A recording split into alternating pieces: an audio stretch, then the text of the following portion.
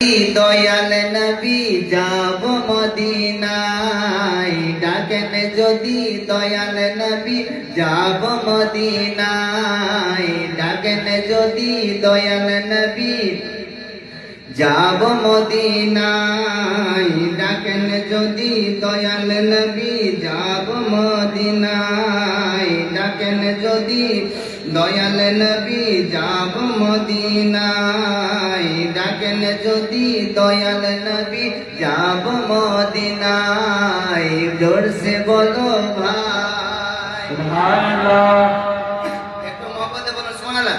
ডাকেন যদি দয়াল নবী যাব মদিনায়, ডাকেন যদি দয়াল নবী যাব মদিনায়, ডাকেন যদি দয়াল নবী যাব মদিনায়, ডাকেন যদি দয়াল নবী যাব মদিনায়, ডাকেন যদি দয়াল নবী যাব মদিনায়।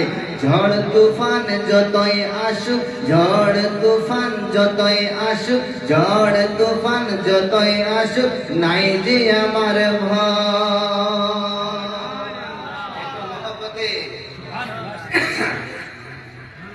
छंद सुन बहुत प्यारा शेर है, वो बहुत अच्छा है। ডাকেন যদি দয়াল নবী যাব মদিনায়, নবীর নামের কলমা পড়ে মদিনার ওই জালি ধরে, নবীর নামের কলমা পড়ে মদিনার ওই জালি ধরে, নবীর নামে কলমা পড়ে, নবীর নামে কলমা পড়ে মদিনার ওই জালি ধরে, মদিনার ওই জালি ধরে। নবীর প্রেমে, নবীর প্রেমে সাওয়ার হয়ে, নবীর প্রেমে সাওয়ার হয়ে, নবীর প্রেমে সাওয়ার হয়ে পৌঁছাবো মক্কায়, নবীর নামে সাওয়ার হয়ে পৌঁছাবো মক্কায়। ডাকেন যদি দয়াল নবী যাব মদিনায়। আচ্ছা, যারা যারা মদিনা যেতে চাচ্ছে, যাদের ইচ্ছা আছে যে মদিনা যাব, আমরা দোয়া রাখি এবং সবাই দোয়া করতে লাগে, আল্লাহ কবরে ডাক একদিন আসবে সন্দেহ নেই, কিন্তু কবরে ডাকের আশা করবে খোদা আমাদের ভাগ্যে দয়ার নবীর রওজার জিয়ারত করে আল্লাহ তৌফিক ইনায়াত করে দাও। সকলে বলুন আমিন। আহা, ডাকেন যদি দয়াল নবী যাব মদিনায়, ডাকেন যদি দয়াল নবী যাব মদিনায়। মদিনাতে যেতে রাজি, তবু মদিনাতে যেতে রাজি, তবু সাথে নেই না হাজি, মদিনাতে যেতে রাজি, তবু সাথে নেই না হাজি, মদিনাতে যেতে রাজি, তবু সাথে নেই না হাজি, মদিনাতে যেতে রাজি, তবু হাজি নেই না সাথে।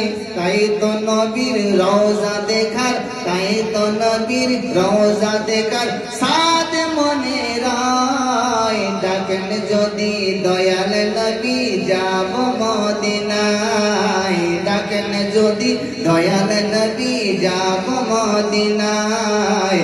ঝড় তুফান যতই আসুক, নাই যে আমার ভয়, নাই যে আমার ভয়।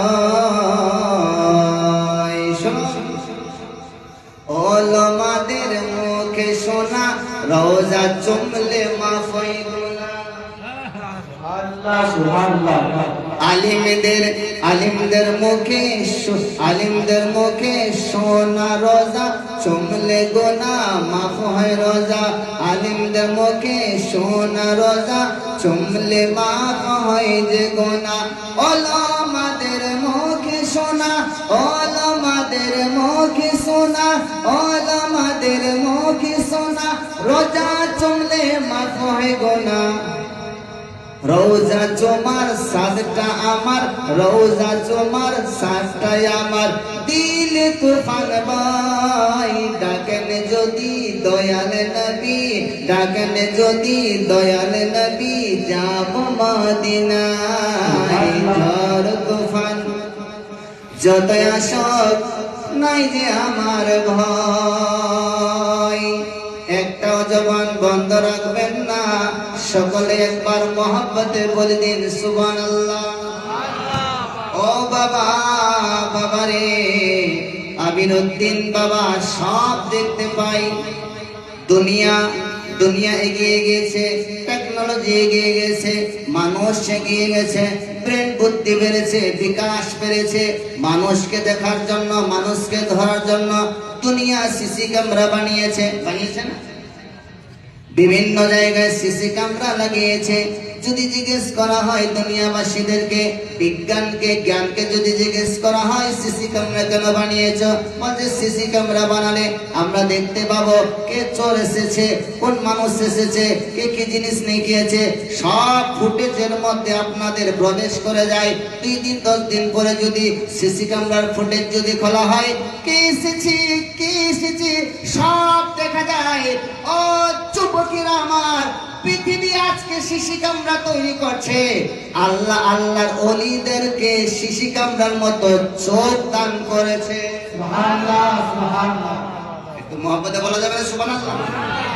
সিসি ক্যামেরা যেটা দেখতে পাই না, আমিরউদ্দিন বাবা সেটা দেখতে পাই। সিসি ক্যামেরা শুধু প্রকাশ দেখে, সিসি ক্যামেরা দেখে ফজলে করিম কোন কালারে কোট পড়েছে, কে কে এসেছে, কোন কোন মৌলভী সাহেব এসেছে, কার গায়ে রং কি সেটা দেখে। ভিতর সিসি ক্যামেরা দেখতে পাই না। পরে আমার ভিতরে কে এসেছে জানি না, সিসি ক্যামেরা প্রকাশ দেখতে পাই। কিন্তু আল্লাহর ওলিরা শুধু প্রকাশ নয়, প্রকাশ যেমন দেখতে পাই, আল্লাহর ওলিরা তেমনি ভিতরটাও দেখতে পাই। ও বাবাজি, আল্লাহর ওলিকে ধোঁকা দিও না বাবা। আহা, আল্লাহর ওলিকে ধোঁকা দেওয়া যাবে না বাবা। তুমি যদি কোনো দোকানে যাবে, বাজার করবে, সংসার চলবে, আল্লাহর ওলির দরবারে যাবে, একটু যদি দোয়া করে দাও, আল্লাহর কোরআন বলছে, আল্লাহর কোরআন বলছে, যারা আল্লাহর ওলি, যারা আল্লাহর ওলি তার কোনো ভয় নাই, তার কোনো ডর নাই, এরা আল্লাহর ওলি। যেমন বিদ্যুতের পিলারে, লাইনের পিলারে যদি হাত দিয়ে দাও তাহলে জীবন চলে যাবে, যাবে না? একটা লাইন চলছে, হাত দিলে যেমন জীবন চলে যায়, খাতরা হয়ে যায়, তার জন্য লাইনের পিলারে লেখা আছে ডেঞ্জার। ও বাবাজি, ডেঞ্জার লেখা আছে, হাত লাগাবে না, হাত লাগালে আপনার জীবন চলে যাবে, আপনার জীবন খাতরায় চলে যাবে। সেরকম আল্লাহ পবিত্র কোরআনে বলছে, আলা খবরদার, খবরদার।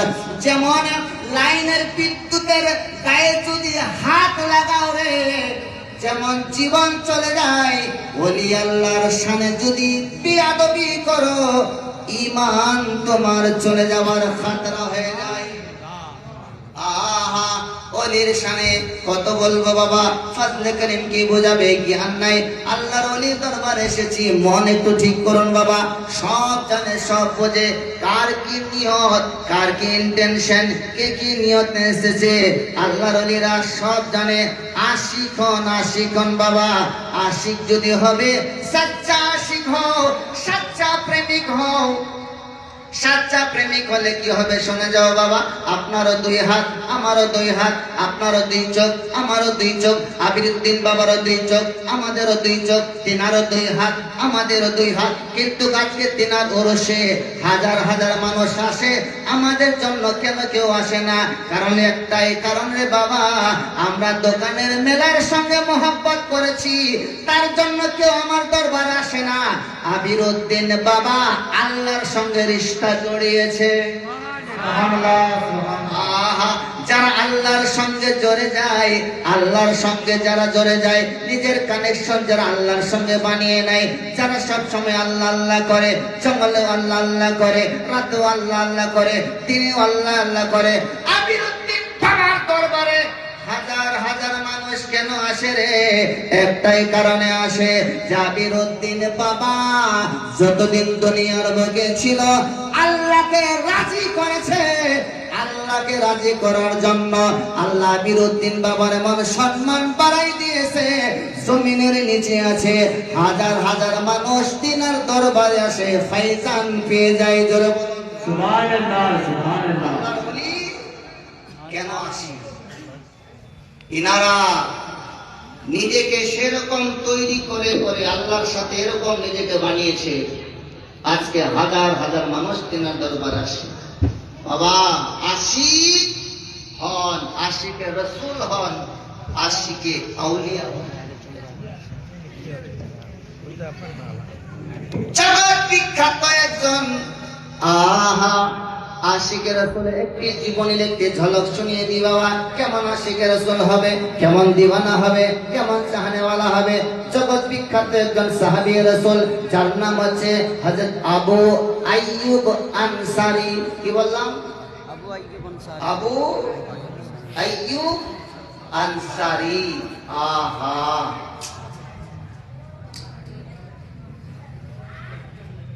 আবু আইয়ুব আনসারী, আবু আইয়ুব আনসারী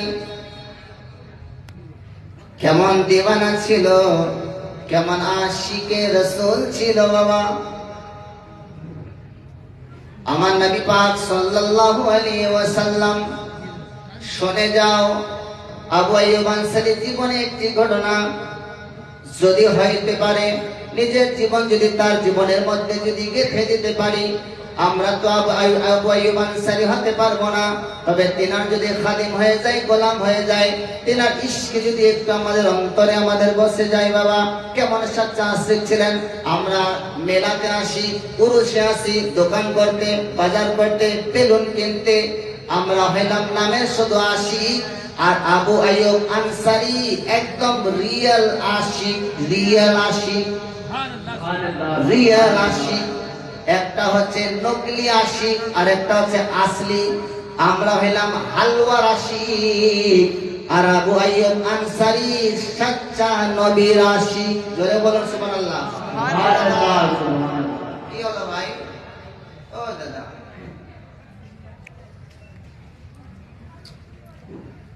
যুবকেরা আমার শুনে যাও, একটাও জবান বন্ধ রাখবেন না।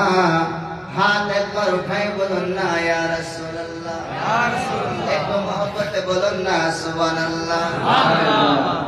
আহা, আবু আইয়ুব আনসারী কত কপাল রে, কি ভাগ্য রে বাবা, কি নসিব রে বাবা।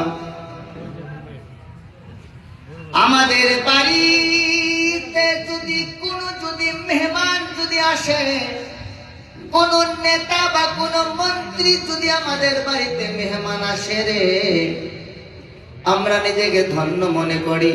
অমুক এমএলএ আমাদের বাড়িতে মেহমান এসেছে, অমুক নেতা আমাদের বাড়িতে মেহমান এসেছে, অমুক রাজার ছেলে আমার বাড়িতে মেহমান এসেছে। আহা, কিন্তু আবু আইয়ুব আনসারী তোর ভাগ্য কত ভালো, তোর কপাল কত ভালো। আবু আইয়ুব আনসারীর বাড়িতে কোনো নেতা নয়, কোনো রাজা নয়, রাজার বেটা নয়, রাজার ছেলে নয়, কোনো সিংহাসনের মালিক নয়। আবু আইয়ুব আনসারীর বাড়িতে রে আমার নবী নিজে মেহমান হয়ে তশরিফ নিয়ে গেছিলেন। আমার নবীর চাইতে পৃথিবীতে আল্লাহ ওরকম আর কাউকে বানায় নাই বাবা। আমার নবীর চাইতে সুন্দর পৃথিবীতে কোনো জিনিস বানায় নাই। আহা, আমাদের দেহতে মাছি পড়ে, মশা পড়ে, কিন্তু নবী পাকের দেহ তো দূরের কথা, আপনার নবী পাকের জামা মুবারকের উপরও মাছি এবং মশা বসতে পারতো না। এত সুন্দর আল্লাহ বানিয়েছেন আমার রাসূলকে। আমরা যদি পাথরের উপরে পা রাখি, পাথর কোনো সময় গলে না। আমার নবী যদি কোনো পাথর উপরে পা রেখে দিতেন, পা সঙ্গে সঙ্গে মম হয়ে যেত। আমরা যদি কোনো পাথরের সঙ্গে কথা করি, পাথর আমার ভাষা বোঝে না, গাছ আমার ভাষা বোঝে না, নদী আমার ভাষা বোঝে না, পশু আমার ভাষা বোঝে না, কিন্তু আল্লাহ রাসূল, আল্লাহ এমন আমার নবীকে বানিয়েছেন, এমন হাবিবকে বানিয়েছেন, আমার রাসূল যদি পাথরের সঙ্গে কথা করত, পাথরও আমার রাসূলকে সালাম দিত, গাছপালাও নবীকে সালাম দিত। শুধু গাছপালা নয়, বনের হরিণ